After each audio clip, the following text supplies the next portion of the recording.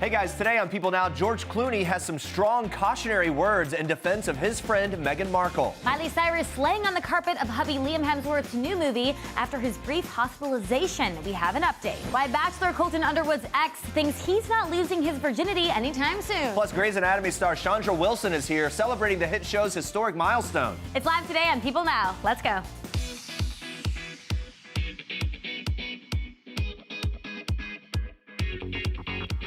Good afternoon, everybody. Welcome to People Now. How you feeling? Feeling good. Yeah, me too. New day. Well, I'm still kind of getting over last night's episode. By this point, you got to know that we love our Bachelor drama around here. We say this a lot. Last night's episode really was very dramatic. Maybe the most dramatic ever. I don't know about that. Here's why. So many girls are kind of dropping like flies here on their own, even. Colton gave some girls the boot while others left by their own choice. So Demi, Nicole, Onyeka, and Sydney all went home last night. So we want to know, which exit do you think deserves the second chance? Or maybe none of them do. I don't know. Vote in our People poll or just tweet us your answer with the hashtag #PeopleNow. We're going to check in on your answers and give you a full recap of last night's episode in just a little bit. We love The Bachelor. But for now, here's what you need to know and what's trending for today. George Clooney is coming to the defense of his friend Meghan Markle, comparing the way she's been treated since becoming part of the royal family to Princess Diana. While promoting his upcoming Hulu series Catch-22, the veteran actor aired frustration of the media's coverage of Meghan, calling it irresponsible. Australia's Who magazine also reports that Clooney told reporters at a press panel, quote, "She's a woman who is 7 months pregnant, and she has been pursued and vilified and chased in the same way that Diana was, and it's history repeating itself." That was Clooney's quote. Referencing the tragic death of Princess Diana, Clooney went on to add, "We've seen how that all ends," but Clooney brought his famous sense of humor to the whole interview as well. He claimed that he'll be the godfather of the new royal baby, and then he quickly clarified that he was joking with an emphatic no, and he added that his twins are enough for him. His wife Amal gave birth to daughter Ella and son Alexander in June of 2017. Now, the Clooneys are close friends with Prince Harry and Meghan Markle, and they were even guests at their May 2018 wedding. We remember seeing them there.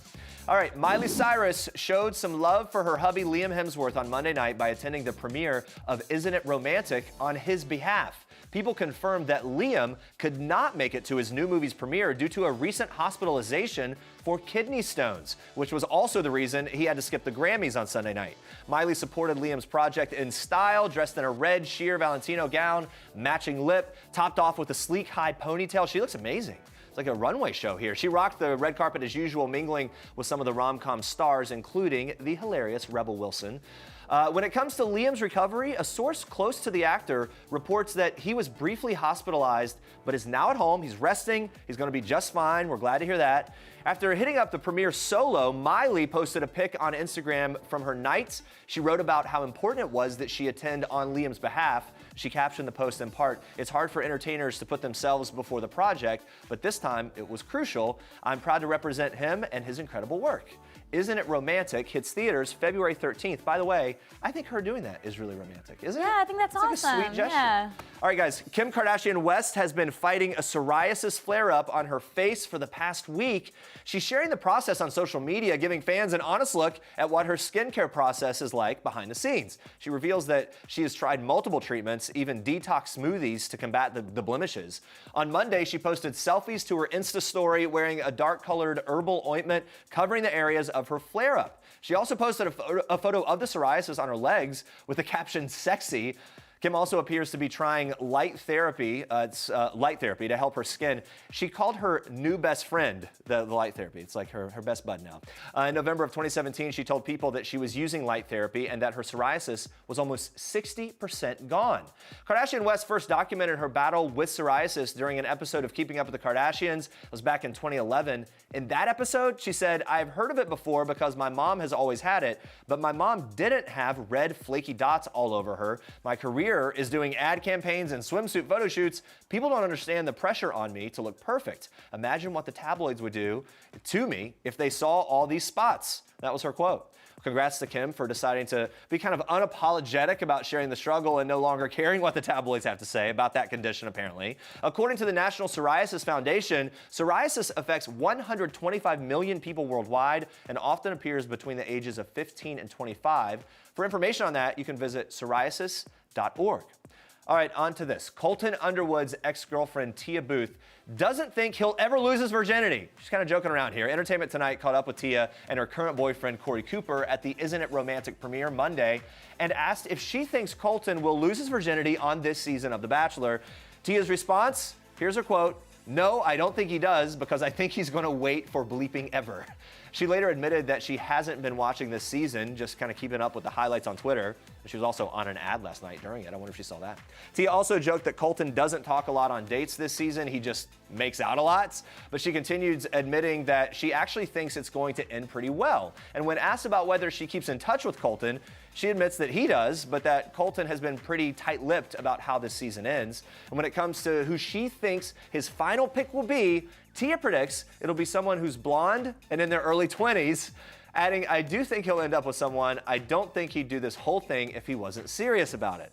Bachelor fans watching this week's episode saw a dramatic promo showing Colton jumping over a fence next week. By the way, the same shot we've seen since the initial teasers came out. Underwood allegedly quit the show following that moment. Tia weighed in on that dramatic moment. She said, quote, "He actually called me after filming and said, I wanted to be honest and genuine throughout. I quit at one point, tried to quit, came back. He felt like it was wrong. It would be a disservice to the girls. So that's why I think he's serious about this. And he really did it to find a wife." So that's her take on the whole thing. It seems that Tia and Colton are still on good terms based on all of that. Tia even revealing that she wants Colton to meet her new man, Corey Cooper. She adds that Corey not totally on board with that idea. We can kind of understand that. But she says that he's very supportive of her.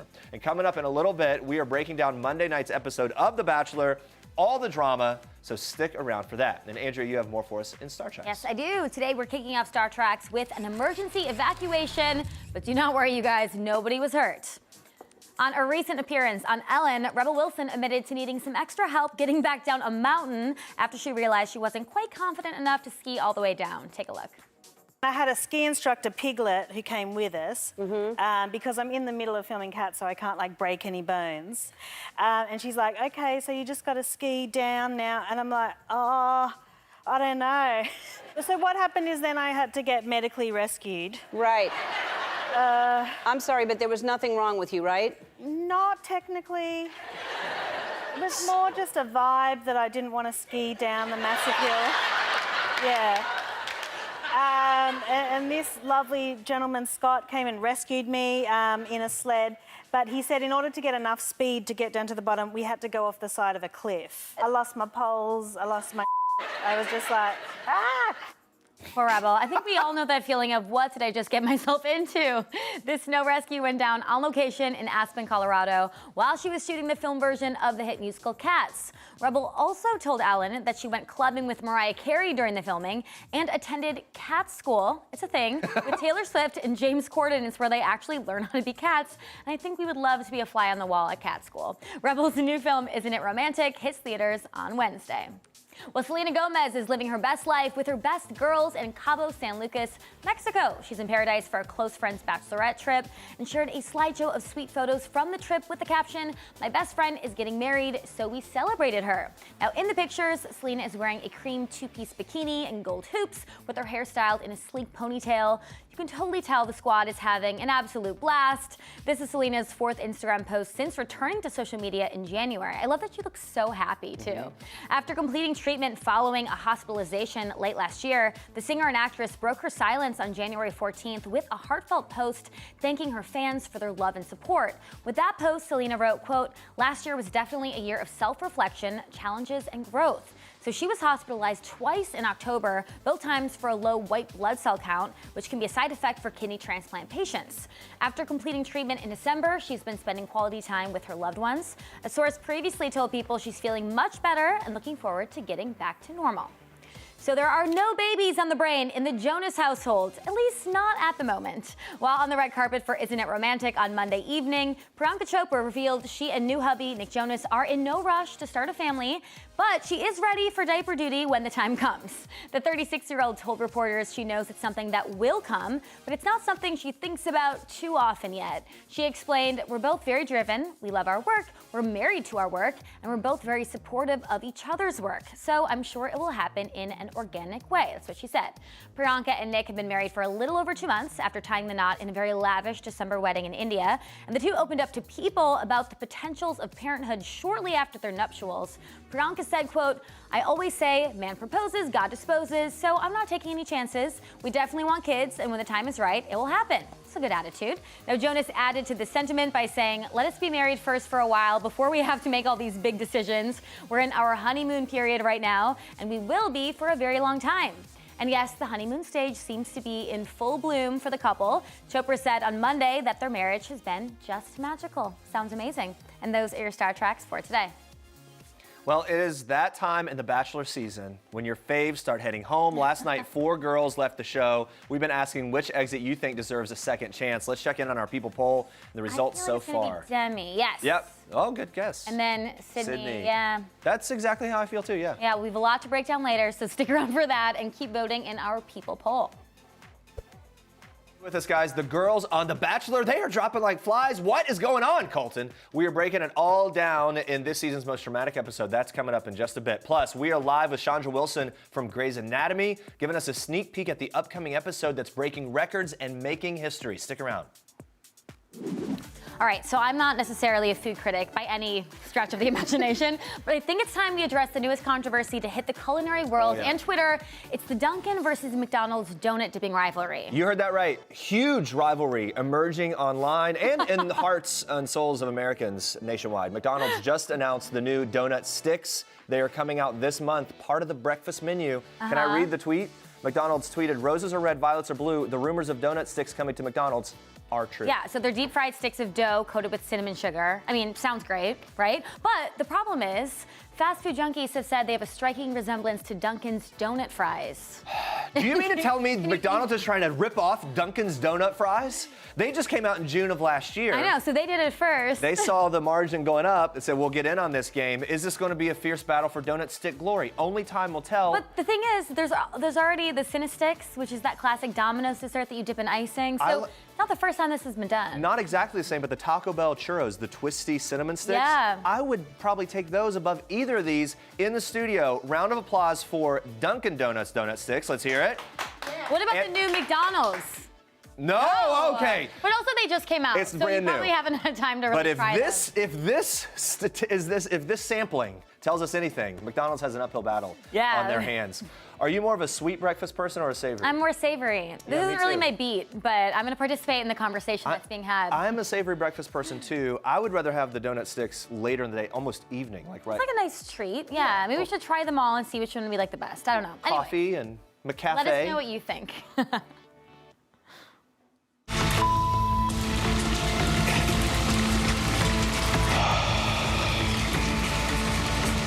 That's the third person who said that there are people still here that aren't ready, and that's terrifying. That's my greatest fear in all this. I'm going to end up with somebody who's not here to be engaged at the end of this. I thought when Sydney said it, she was talking about Demi. And then I don't know who Demi was talking about. And then I say goodbye to Katie, and I don't know who she's talking about. Am I missing something? Ooh, You're missing a lot, dude. If Monday night's episode of The Bachelor had you saying wow the entire time, you are definitely not alone. Here to break down everything you need to know is Bachelor alum Caila Quinn and People's senior editor Brianne Heldman. Thank you for joining us, ladies. Thanks for having us. How's it going? Great. Good to see you. Are really you good. over it yet? Are you still feeling the kind of the heart-wrenching vibes from last night? I don't know. I had some moments. I really did, where people were just like dropping like flies. They're going home. Let's start with this, where we left off with a twist. Colton's off the beach. He's back because we saw him like walking away. Remember this? Right. Like just kind of moseying down the beach. The drama between Onyeka and Nicole, they both ended up getting eliminated. Colton seemed really hurt and angry by all the back and forth. How do you think this is going to affect his relationship with the other women moving forward? I think he's going to really struggle with how they interact with each other. And are they going to keep stabbing each other in the back and making mountains out of molehills like this one? Yeah, it's always a funny moment when the person, the bachelor or bachelorette, gets wind of what we've all kind of been seeing the whole time, right? Yeah. And like they're suddenly like, am I missing something? Like, yeah, you are missing so much. That's so true. Right? And also, they don't really want the drama. It makes the women look so much more juvenile, and it's really distracting from him getting to know them. So I feel like he's really not not attracted by it. Yeah. But we like the drama. Yeah, the show likes Let's it. talk about Hannah G, though. So she got her first one-on-one this week, and they were making out a lot. They went to a spa. There's an obvious connection between these two. He's mentioned a few times that being with Hannah G feels like home. He's starting to really fall for her. I mean, is that too early for him to admit he's actually falling for her? What do you guys think? I mean, he's never spoken like this about any other women, so it's definitely like showing her as a front runner. But I don't think it's too soon because it's week 6, so we're almost more than halfway through. In Bachelor world, this is a long time. Yeah, that's right. That's right. Yeah, exactly. And by the In way, real life, I don't know if Yeah, you're saying 6 starting to weeks. fall. that was such a steamy date, though. Like they're in like the mud bath, and they were all over each other the whole time. I saw someone tweeting like they think Colton lost some of his virginity during that date. Perhaps it felt like it, but I mean, at some level, he's got to admit that he's got a really special connection with her. Yeah, that sushi roll line is the best line of the whole season. It was so dumb. Do you think the other girls should be intimidated by the connection they have? Yes, she was the first impression rose, Right. and now they had this hot, steamy date, which obviously they don't know how hot and steamy it was, but yeah, I Well- think that she's had a target on her back all this whole time. Yeah, and when we remember from day one that you could feel the connection they had on that first night when they were hanging out. There was just there's something almost like palpable about it. But the she way also they just interacted. has Right. that beautiful face. Yeah, that's like a true. little woodland She does. creature. Like, Yeah. she's so cool. Who wouldn't fall in love with her? That's true. That's true. All right, let's talk about the group date. There's a lot to kind of break down here that got sort of aggressive. Sydney and Demi expressed frustrations on not getting a one-on-one. First of all, what do you think about the women kind of pointing that out to him and kind of going after him a little bit in that way? I say more power to him. You know, fight for what you want. Show that you really want to fight for your man. Yeah. And then, of course, they had to get physical about it. Yeah. Totally, and I give them credit for speaking that like how they're really feeling because that's the only way they're going to progress their relationship if they feel like they can trust him. So the fact they could get that off their shoulders, that they were stressed and just really sad that they didn't get that time. I mean, I think you have to be a realist. If you're down the list on the one-on-ones, it kind of says dude's not that into you, right? If we believe that he's actually choosing the one-on-ones, and I guess that they obviously I do. think he does, I right? don't know. Yeah, You I the think he insider does. info. You really think so? Yeah, I think he does. And I think he saves some, because this is the first date that Hannah G got, right? And so he kind of saved that special, Right. central moment in Vietnam for her. Yeah, he definitely had that one circled. And what do you think? What do you think about that group date where they were fighting? Would you guys be into that? No. I little think too it's aggressive? really fun, but Yeah. for a date, it would be kind Oh, of I'm so competitive. I would love this. Well, Demi and You would Katie. kill it. No, you would I kill would. it. I mean, Demi and Katie kind of got a little aggressive toward each other. What did you make of that whole drama and him sort of seeing it? I have to say that I kind of like seeing this side of Demi at this point in the episode where she started to get real and was like outwardly frustrated and not just a bottle of sunshine. Yeah. There's a little bit of a darker Yeah, side. and if you're someone that hasn't had a one-on-one now, like what is the trick to standing out, like in these group dates? I mean, she made that mistake later in the episode, didn't she? She wanted Yeah. to stand out. I don't know if we should talk about it now, but women always think that they should take control of the situation. But you know what? At the end of the day, if the guy hasn't made time for you, he's not that into you. No, I know. Yeah, let's talk about that a little later. Let's talk about Sydney first. So Sydney didn't think it was clicking. She wanted more. She wasn't challenged enough. So she ends up leaving. You know, obviously we know Elise left last week. So what do you kind of make of Sydney taking it into her own hands and leaving? Go ahead. I applaud the girl. I'm like, get out of there, because if you just are not feeling the connection, take control of it in that sense, because this kind of shows for all women everywhere that if you're not feeling it, your opinion matters too. How you feel is important in a relationship. And so this to me was a really, groundbreaking moment for all of America to watch. You would just stick around for more airtime? Yeah. No, I guess then it shows that you're there for the wrong reasons. Well, That's right, the yeah. reasoning. What do you think of her? I agree completely. I thought it was empowered to just own it and say, I'm not feeling this. And I think there are other women who are still there who are not feeling it and not doing that. By the That's way, true. it read all over her body language and her face that entire episode. The switch had flipped. She was done. Like I wasn't Yeah. that shocked that it happened. And when she was like coming after him so aggressively, like in terms of the normal tone of the show, she was Right. really sticking it to him. Do you I think agree. the producers want you to leave, or do they want everyone to stay there as long as possible? I feel like they want people to stay as long as possible. It has Colton in control. They want Colton to feel like the lead. They want him to really make all of the decisions. And so when a woman decides that, I feel like it kind of throws things off. Yeah, then I actually appreciate the women even more because they're probably being discouraged by the producers and they're still like, you know what, I'm gonna leave. Totally yeah. out. Yeah. Right. Yeah. I agree. Yeah, because Sydney is one that I don't predict will come back. I thought maybe Elise would come back eventually later in the season. Sydney, I think she's gone for good. Yeah. Maybe Bachelor in Paradise. We'll see. All right, next one-on-one. It went to Kirpa. She opened up to Colton that she was previously engaged. It ended after many years. Do you think that her kind of being open, that it sparked something? And we still didn't address, by the way, the Band-Aid from last week. There was no straight out mention. We'll never know. We'll never know. But what do you think about their relationship? I felt like it was kind of a flat. It's a wash. So, yeah, right? I feel like this was a waste of a date. I would have rather see another relationship progress in a way because I didn't see much depth. And also, even the whole entire conversation, it sounded like it was very transactional, very business-like. Yeah. It wasn't not much touching, not much flirting. So I don't see this going very far. Yeah. Anything to add? I mean, we see him making out left, right, and center with every single one of these girls. He wanted to eat the sushi rolls. And now he's like, hi, I'm sitting next to you. And maybe I'll touch your arm. It's surprising some of these girls got so far and there feels like no connection. It's kind of weird. Almost they just kind of snuck through the cracks there. When you feel him going through the motions of a date, it's bad news at this point in the game. Like you said, like 6 weeks or so in, like he shouldn't be going through the motions with anyone. This should be like firing on some level, and it just wasn't. I mean, do you think he's trying to at least make something spark here? You would think. I don't know. I was kind of shocked she got that rose, especially after the story about being engaged and with this guy for 8 years. And then, like, I wasn't buying what she was selling when she said that, yes, I would get engaged at the end of this if we keep progressing. After one-on-one date, like you at any time. Yeah. Okay, let's talk about Demi. So this moment was obviously probably the craziest of the whole episode. She went to Colton's room to admit that she's falling in love with him, was hopeful for a little more from him, but the conversation did not go as planned, so take a look. I now feel like I am falling in love with you.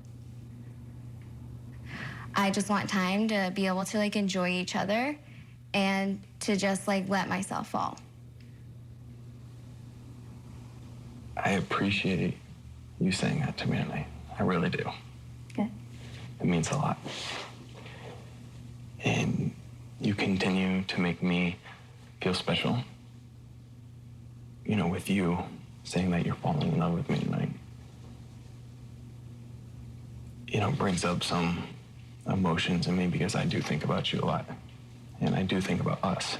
But there's a part of me that just doesn't know if we can get there. I don't know right now if I can see myself with you at the end of this.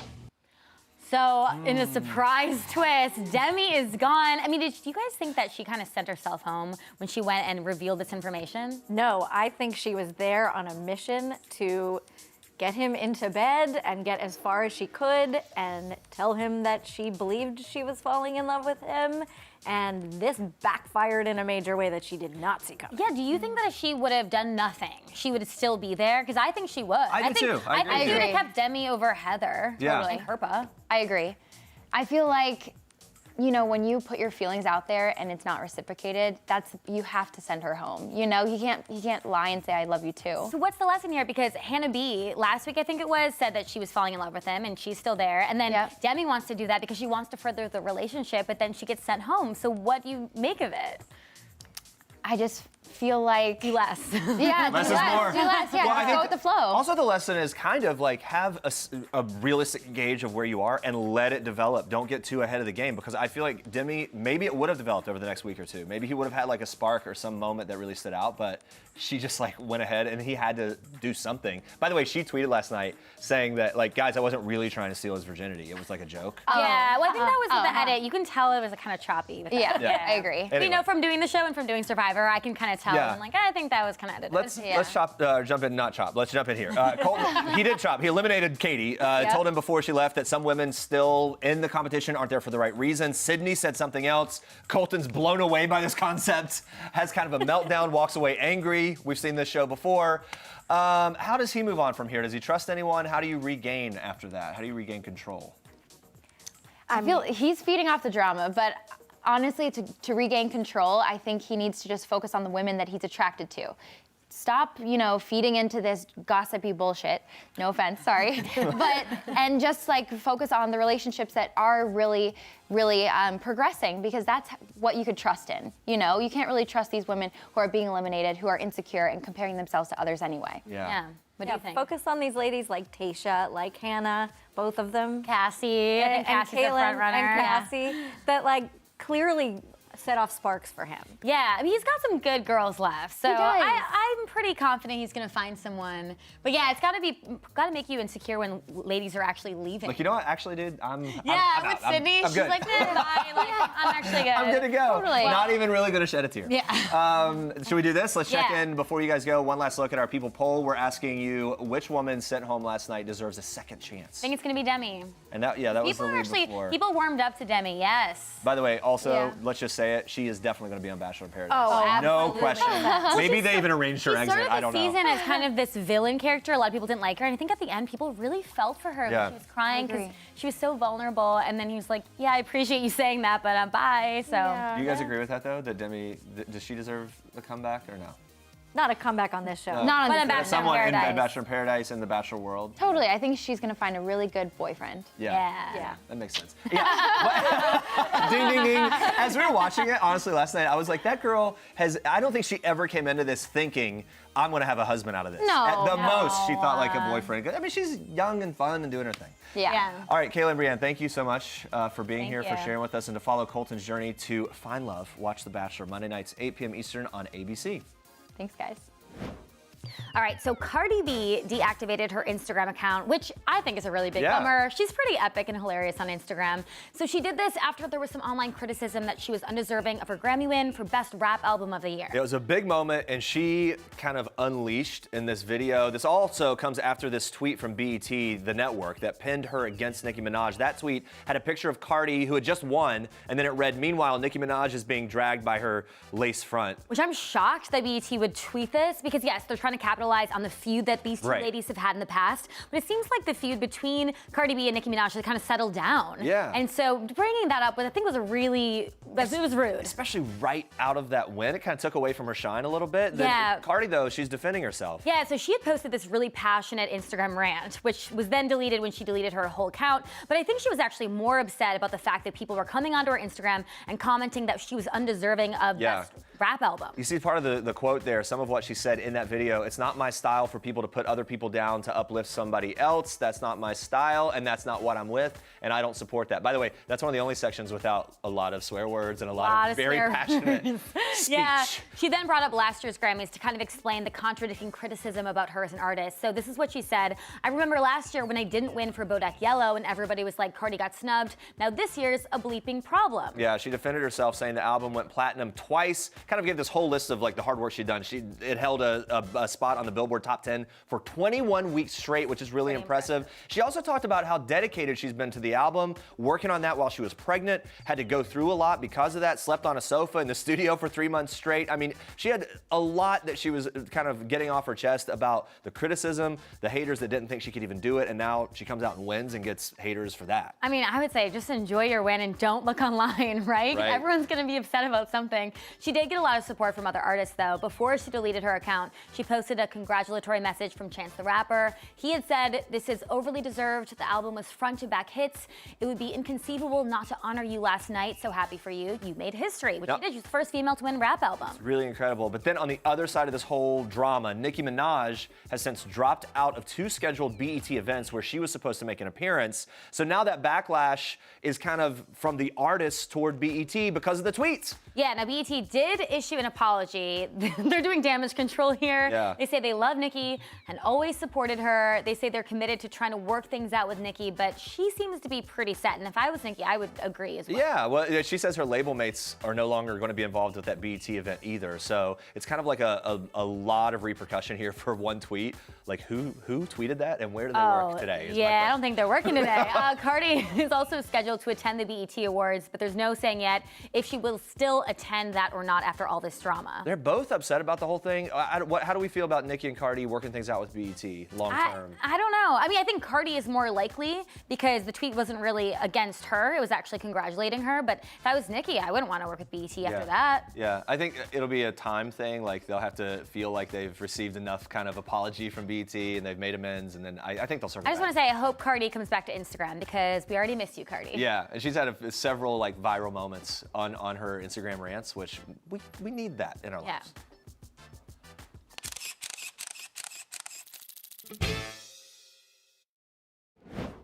Soups, smoothies, dips, dressings, desserts. You can make Christmas dinner with it. And it cleans itself. Act of God. What is it? Blender. Oh, Lord. Well, you should just buy the damn thing. Look at that price. Bailey, think about when you walk into your kitchen and it's gleaming at you from the counter with its 5 programmable speeds. The price is nothing compared to that joy. I bought it. All right, we got something to celebrate.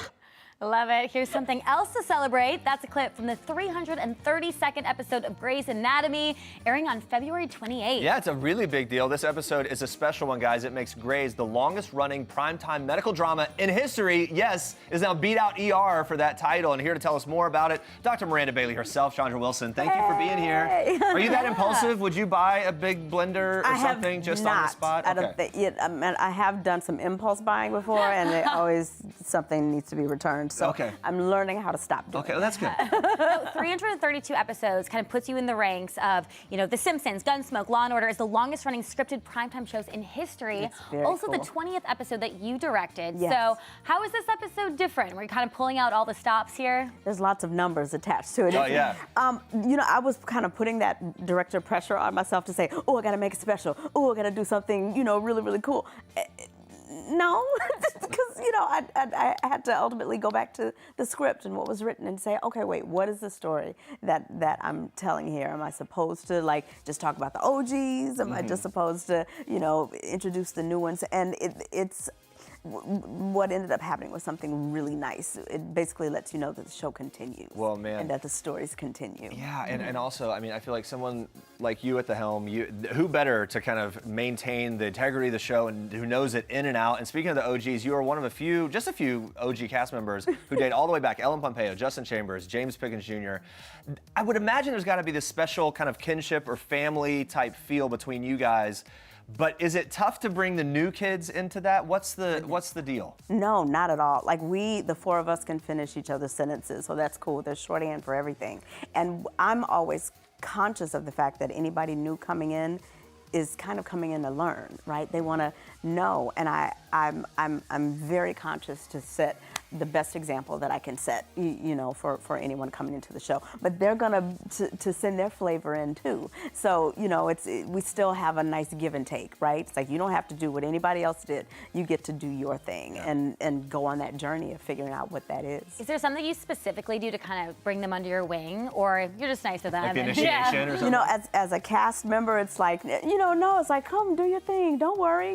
We crack jokes, but as a director, everybody's my baby. I like that. I feel like you'd be such a fun director to have. I'm pretty cool, I think. I love the Jekyll and Hyde too. It's like 2 different versions. Like, don't let this fool you. It's more like schizophrenia. Oh, is that what it is? Okay, yeah. So one of the original cast members, sadly not in the show anymore, Sandra Oh. She's been having this huge moment with the success of Killing Eve and the SAG Award, the Golden Globe.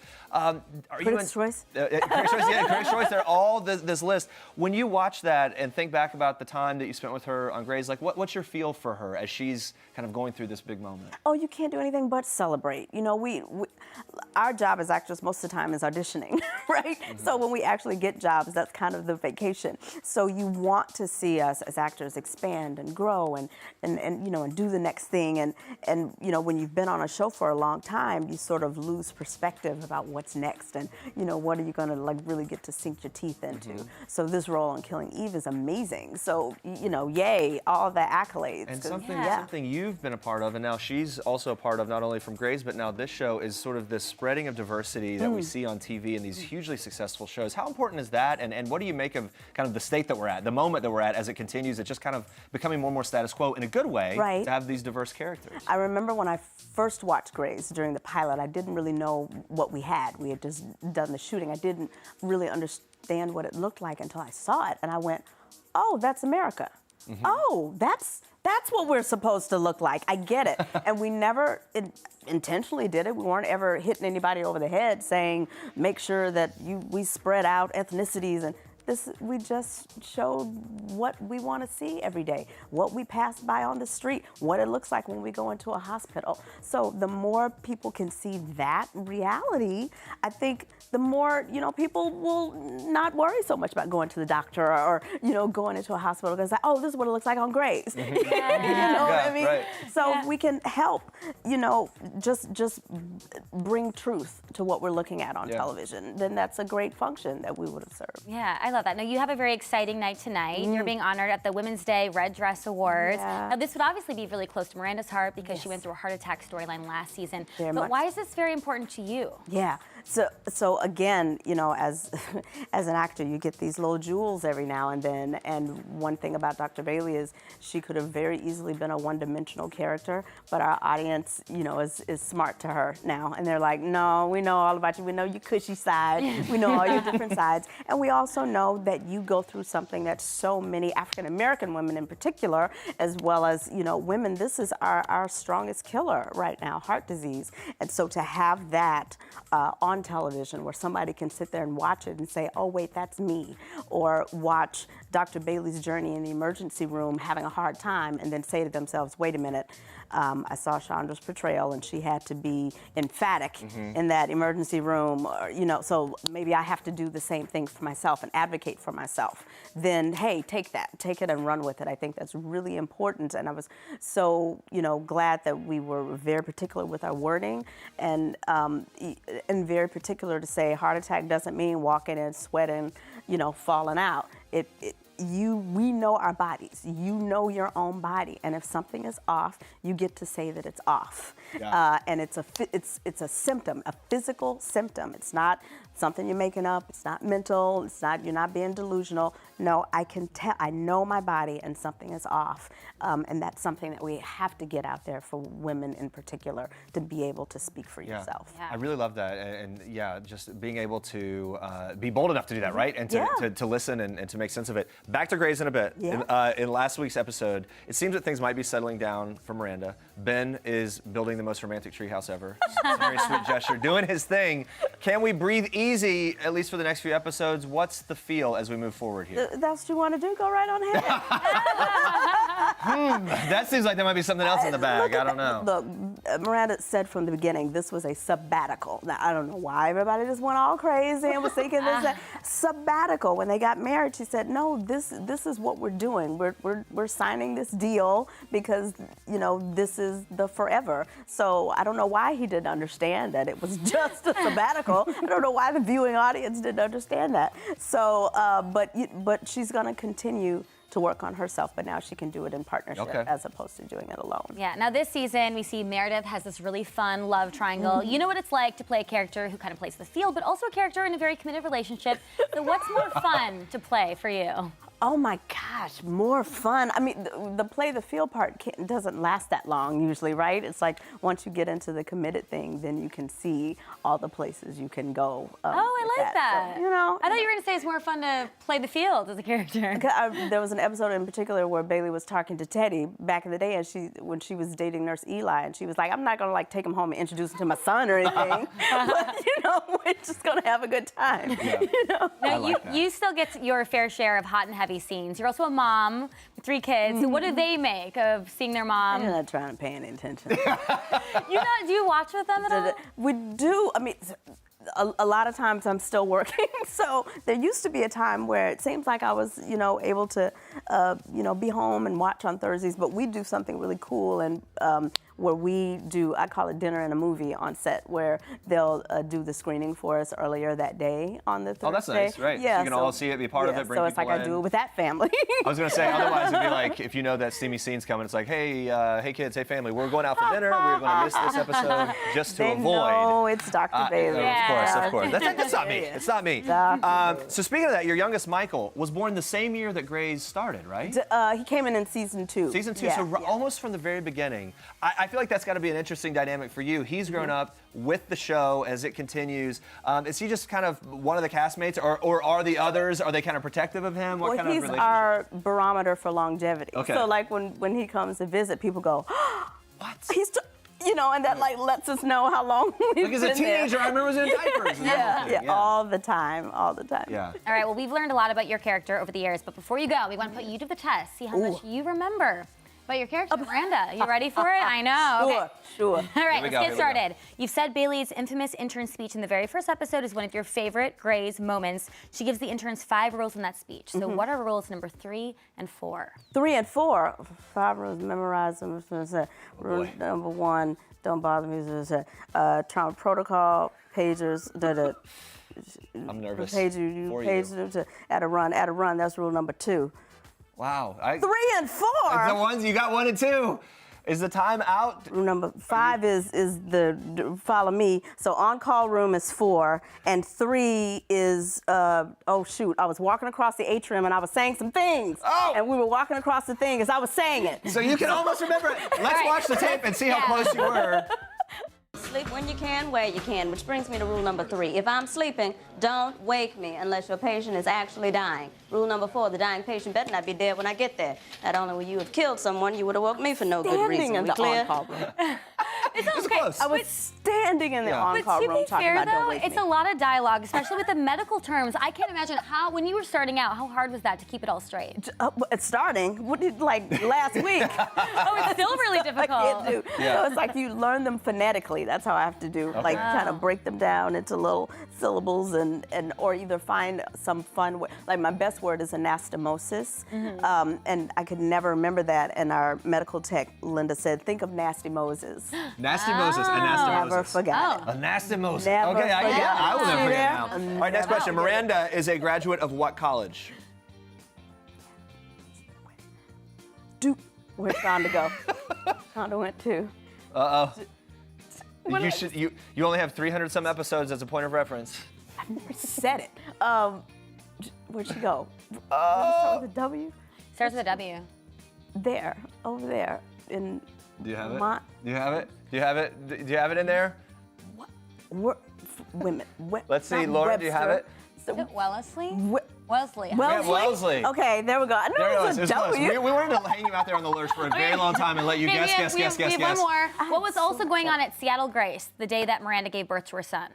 Oh, my husband was in a car accident outside, and so he was going into surgery. So I was going to hold the baby in until he got out. I can't believe how much of these you remember the context of. I remember the room, what I was doing. It was 3, 2, 1. There was something else going on. That was bomb too. Can you believe that? Oh, we loaded all that into the same episode. It was a very heavy episode. Last one. Here we go. Bailey's biggest celeb crush. Oh, Idris Elba. Yeah. There we go. I got that one. Take a look. Quick look here. Quick look. Here it comes. I will be locked up like some nun, withering and wasting away, lonely and alone, all because you mad at Jesus. So I don't get to have Idris. You taking away my Idris chance. Idris Elba, he could come to Seattle, witness an accident, save a child's life, carry that child in his arms, bare-chested, into my trauma room. You don't know. So you're gonna pull the plug on me so you can have your way with Idris Elba. It's Idris Elba. So good. Hot for Idris Elba. Idris, we now know, was finally named People's Sexiest Man Alive. What would your character think of him as the sexiest man alive? She would just start hollering. Just walking around hollering. She's like, she knew it for years. Hollering. I love it. Shandra, thank you so much for being here and playing along with that whole thing, a walk down memory lane. And by the way, impressing us with the memory of the context. I just know it was Super Bowl. That was after the Super Bowl too, when that episode. Yeah, all right. Thank you. And Thank you so much. Sorry, we're out of time. Here we Episodes go. of Grey's Anatomy Thursdays at 8, 7 Central on ABC. Make sure to tune in for that record-breaking episode on Thursday, February 28th as well. And coming up tomorrow, Russell Hornsby is here live talking about his brand new drama series, Proven Innocent, and much more. Plus, Keke Palmer is taking us behind the scenes of her Southern Belle insults on Instagram. These things go viral every time she posts. We can't wait for that. Thanks for watching. Bye, guys. Bye, guys.